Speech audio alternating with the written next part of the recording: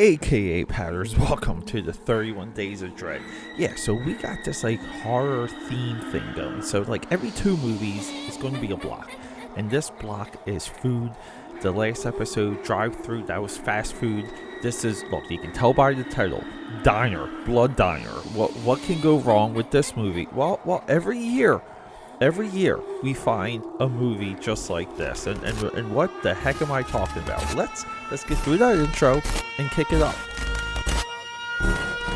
Alright everyone, before we get into something spooky, let me tell you something.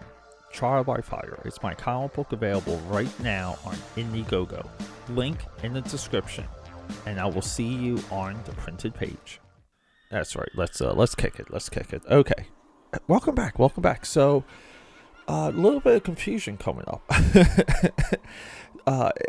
The way I'm recording this year's 31 Days of Dread, I'm moving forwards and backwards at the same time.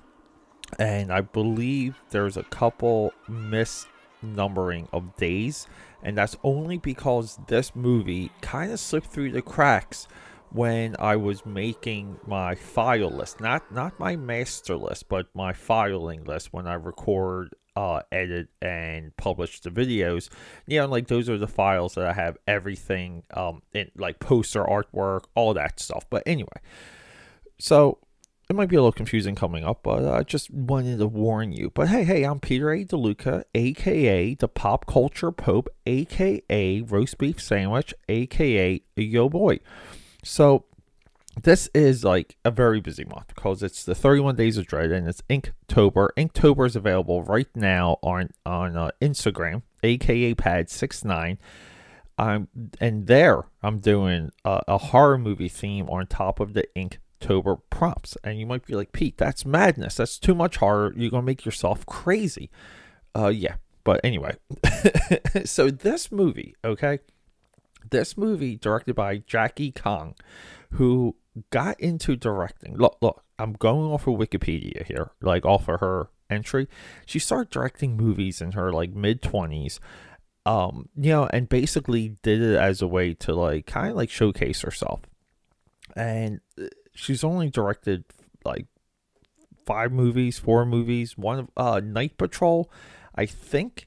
I heard of that, but she directed this other movie the same year as Blood Diner called The Underachievers. That title alone just like spikes my curiosity. So what do I mean by we find one movie like this a year? We kind of find one movie that we're shocked exists, that we're shocked was made, that we're shocked is there like in the ether waiting for us. Because this movie, it's tough. It's a tough movie to watch. That doesn't make it fun because it's definitely like a crowd movie, like Rocky Horror Picture Show type of experience because it's so ridiculous. The visuals are nuts. The acting is just not there. Visually, it's blah. The special effects are such and such, but at the same time, though, it does kind of showcase talent. She might have been 30, 31 when Jackie Kong directed this. But it does showcase talent. But at the same time, it's like, it's the same example in other industries, which is like you have to be good somewhat early, and then you have to hope for luck. And you have to be a professional the entire time. And like that's the formula, and I don't know what the break is between like her continuing, because you always think about the filmmakers in films like this, but you kind of say to yourself like when was the break? When did you give up? When did you figure out that you could get a film made, but you couldn't make a film? When does this happen, and what happens to you after? And this is really, it's always interesting because, she could have ended up doing other things, and she could have been like great at those things. And a lot of times, like you hear that people have multiple careers and all that stuff. And this was a lot less common in the 80s. In the 80s, there was still a nuclear family. nuclear career. You got one job, one career, and you drove it into the ground. Now we're in like a gig based economy for a lot of these, millennials. And this is something that boomers kind of don't understand. But no. So the plot of this movie, it's oh my god, it's a little tough. They have to do a ritual to raise a demon queen, and they have to sacrifice a virgin for the demon queen. And the ritual is, it's a little bit like Serpentor from GI Joe. They have to collect body parts and put the demon queen together, and there's a concert at the end. There's also a wrestling match in the middle. Sorry, I have to laugh. And like the demon queen comes back and she explodes and dies because there's no virgin sacrifice by the time they get these body parts together to raise the demon queen. Now, along the way, this movie is serious, but it's not. It's funny, but it's not. Like it doesn't know what it wants to be. It doesn't know how far into the paint it wants to go to when it comes to comedy. The horror is fine. The special effects are fine. They would work if we had these other elements. But the movie itself, it feels too big for what the resources were. I mean, this movie literally does throw a hardball, and it just doesn't quite land. And the positioning, I mean, there's so much Nazi imagery in this movie. Like Nazis were big as villains in the 80s. Even going to Dark Knight Returns and what was it, the Twilight Zone movie? No, was it Twilight? No. American Werewolf in London. Like they loved the Nazis and villains in the 80s. So what do we do? Like, what's the takeaway from a movie like Blood Diner, 1987, directed by Jackie Kong? Look, the takeaway is simple. This is just a fun movie.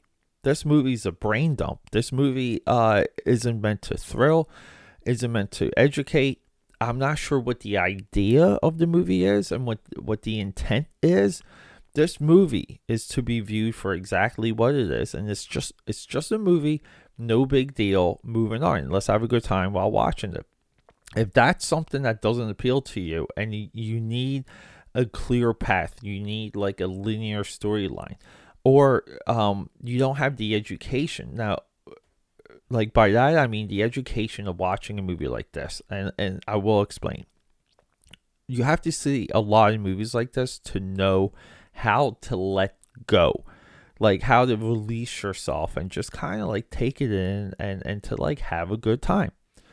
Now, I think that type of positioning has completely destroyed modern review, like a modern criticism of movies, because everything is taken too seriously, and we're not sure what we're supposed to have fun with. We're not sure how we're supposed to have a brain dump.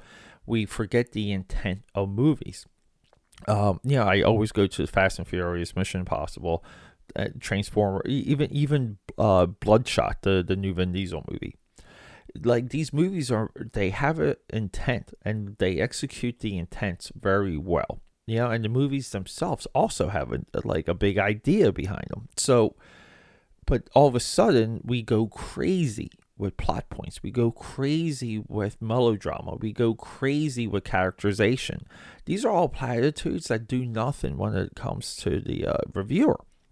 But when it comes to horror, we need attempts like this, because horror is the future of cinema. Horror is the only thing working in cinema right now. Even though this is 80s horror, this movie still led to other ideas, other attempts, and also somewhat of a bare subgenre when it comes to horror, which is restaurant and fast food horror. It's amazing that there hasn't been more, and I was very upset because I really didn't want to do this episode because I don't feel like there's enough meat on the bone, pun intended, to discuss. But I couldn't find anything else, and I wanted to do a restaurant block because I love food. I said it, I love food, okay? But yeah, so everyone, check this movie out. I caught it on Amazon Prime. Now, I think it's unavailable because it disappeared from my watch list, and that's very annoying. I wish there was some type of like like recycling bin or something I could go to see these movies that are retired when they come off of streaming. I think every streaming service should have that little feature, but it's out there. I think the DVDs are a little bit high, and by high I mean like anything over than $10 of a movie made in the mid '80s is high to me. You can find a way to watch this movie. Go check it out, and just remember, have a good time, and do a brain dump. But everyone, for the 31 Days of Dread, this is Peter A. Dulica. Our next block is The Invisible Man. Okay, if you like things being invisible, we have 2 movies coming up for you. Both of them are fantastic. 2 of my favorites. Let's go. Quick announcement. So this episode is dedicated to my father, R.I.P. Tony DeLuca, Tony Iron Feet. We love you and we miss you every single day.